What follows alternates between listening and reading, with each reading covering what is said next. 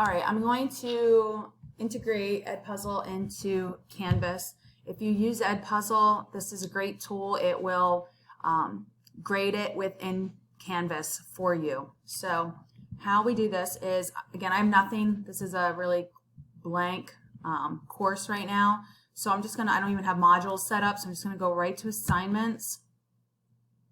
And you're gonna click the plus button. You're gonna wanna do this in assignments. There's more than one way to get to adding an assignment, but this is one option.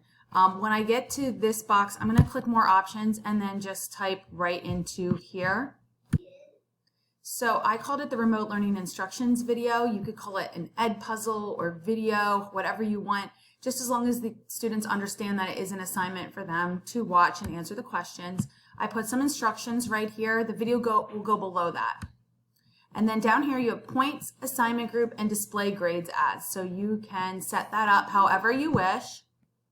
But the key thing is the submission type. So you're going to change this to external tool and you're going to click find. And when you click that, you will see Edpuzzle right here and you will select Edpuzzle. Now I already logged into Edpuzzle. That's the next thing it's going to ask you to do, but I had already done that.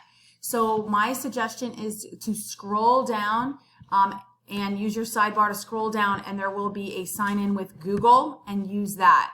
So I already have an Edpuzzle account. You're going to want to already have that set up, and my content is already listed in folders. In fact, I have 9 more folders.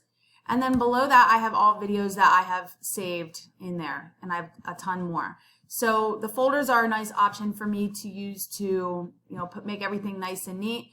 But I did not put this one in a folder yet. So I had created a remote learning instruction video. I'm going to click watch. It has a lot of questions already in. And I'm going to go ahead and assign that.